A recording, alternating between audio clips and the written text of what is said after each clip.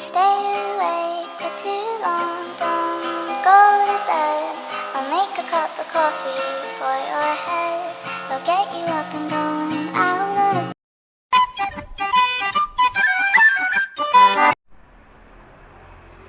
Oke, assalamualaikum warahmatullahi wabarakatuh. Saya akan menjelaskan mengenai latar belakang masuknya bangsa Eropa ke Indonesia. Oke, jadi untuk latar belakang yang pertama yaitu ingin menghasilkan rempah-rempah untuk negaranya. Dimana kita ketahui dulu bahwa bangsa Indonesia ini merupakan negara yang memiliki rempah-rempah terbanyak di dunia. Kita ketahui keanekaragaman yang berada di Indonesia itu sangat banyak. Nah, maka dari itu bangsa Eropa tadi tertarik untuk masuk di Indonesia dan ingin menarik rempah-rempah tersebut. Dan yang kedua, menguasai perdagangan antara Indonesia dan Belanda dengan melalui perdagangan monopoli. Nah, ini yang sangat buruk, teman-teman. Kita ketahui perdagangan monopoli di sini yaitu di mana warga asing tersebut yang mengatur harganya. Sementara itu dapat merugikan petani-petani yang ada di Indonesia. Nah, jadi itu yang dimaksud dengan monopoli, di mana mereka yang membeli tetapi mereka yang mengatur harganya. Itu, teman-teman. Kemudian yang ketiga yaitu mengenai ingin menguasai beberapa daerah yang ada di Indonesia. Misalnya Madura yang memiliki banyak rempah-rempah. Misalnya Batavia yang mereka sebut. Lalu, nah itu untuk militer. Nah, jadi mereka ingin menguasai dua wilayah, yaitu ingin menguasai yang banyak rempah-rempah dan ingin menguasai tentang militer. Nah, jadi itu yang melatar belakangi bangsa Eropa masuk ke Indonesia. Dan hal yang paling utama yaitu mereka ingin mengambil rempah-rempah yang ada di Indonesia.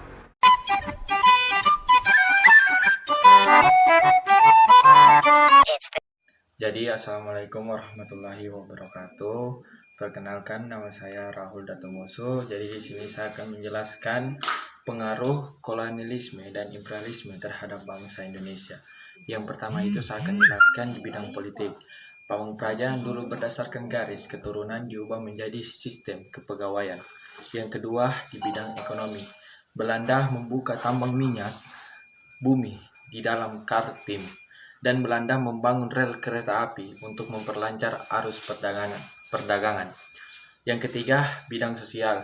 Pembentukan status sosial di mana yang tertinggi adalah Eropa, Asia, dan Timur Jauh, baru kaum pribumi. Yang keempat, bidang budaya. Birokrat menggunakan bahasa Belanda sebagai simbol status mereka, masuknya agama Katolik dan Protestan. Itulah paparan materi dari saya. Sekian, terima kasih. Assalamualaikum warahmatullahi wabarakatuh.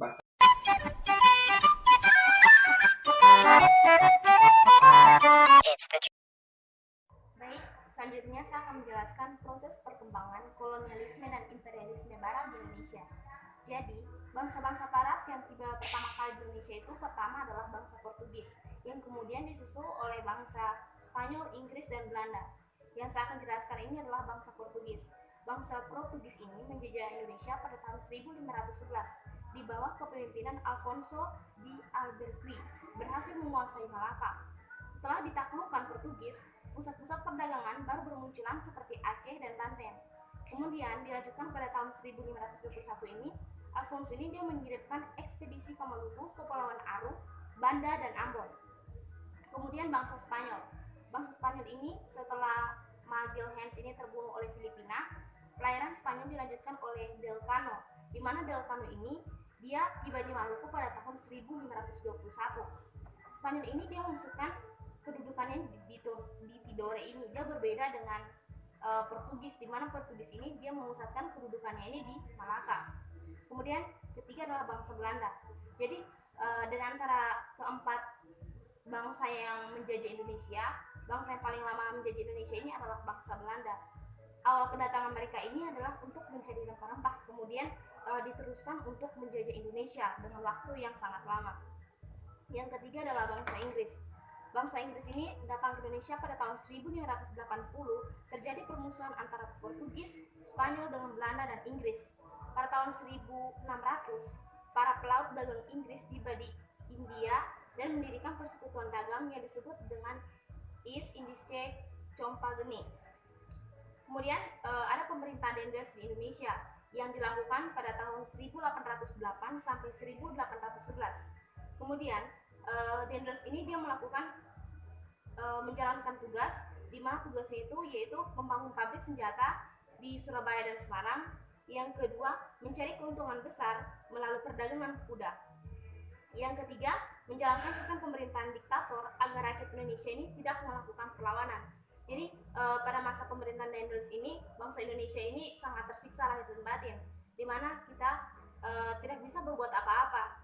Dendels ini menguasai Indonesia dan berbuat semena-mena seakan Indonesia ini adalah negaranya. Jadi untuk kita yang hidup di negara yang sudah merdeka ini, kita harus menjaga negara Indonesia, di mana kita harus berjuang mempertahankan kesatuan negara Republik Indonesia.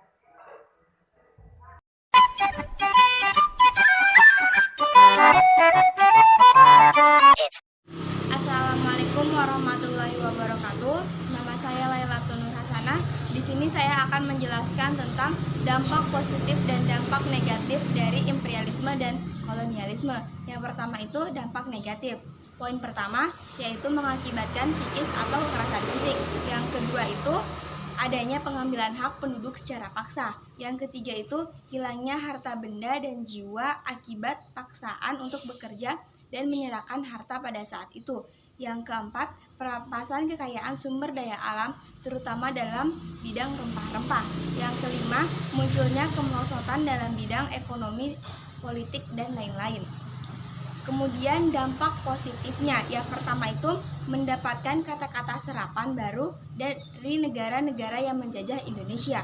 Yang kedua, terdapat beberapa bangunan yang merupakan peninggalan dari negara-negara yang pernah menjajah Indonesia, seperti jalan raya, pabrik, dan lain-lainnya.